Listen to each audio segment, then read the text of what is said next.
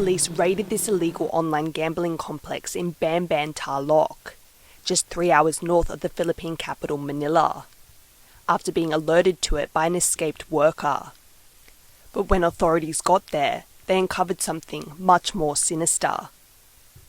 There were more than 700 Filipino and foreign workers trapped here in a sophisticated Chinese-run scam operation, equipped with its own hospital and torture rooms. The findings sparked the Philippine government to completely ban the online gambling industry early this week, over its links to a stew of illegal activities.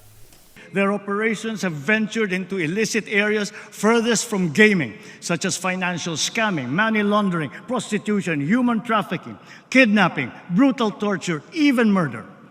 The grave abuse and disrespect to our system of laws must stop.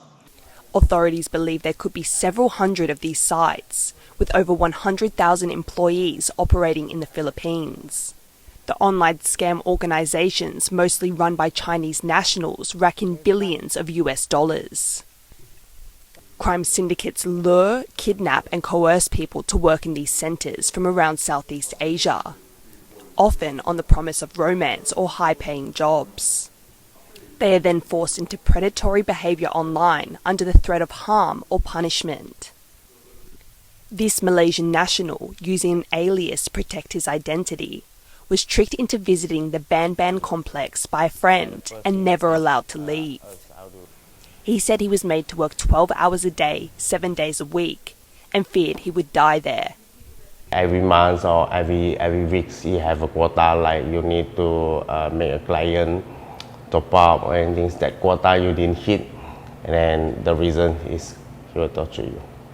Yeah, like give you pressures or anything. Yeah, you need to how to make the sales, something like that. These offshore gambling operators, or POGOs as they're known here, flourished under former President Rodrigo Duterte, after the government regulator was given the right to issue operating licenses nationwide. But in 2023, soon after the end of Duterte's term, most of them lost their license and went underground. 5 operations have been raided since last year, but the Anti-Organised Crime Commission says there also needs to be a focus on public officials who allowed these centres to run in plain sight.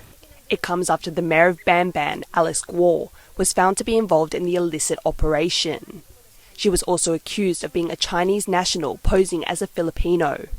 A warrant has been issued for her arrest, but there are fears she'll evade authorities by using the hospitals inside the scam centres to change her appearance with cosmetic surgery. Heads need to roll, but by rolling we don't simply mean taking them out administratively, but bringing them to court criminally. Because once we start, if we don't start bringing people to court, if we don't start asking these people to spend time in jail, then we won't put an end to this problem. While the Philippines cracks down on the sector, the issue has brought together 2 unusual partners, Beijing and Manila.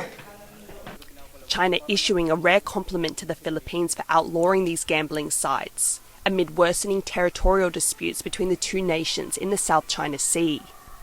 And as Philippine authorities race to shut down the sites under new laws, transforming some into government buildings, a Senate committee continues to investigate the online gambling industry, aiming to bring the ugly underbelly of the sector to a close.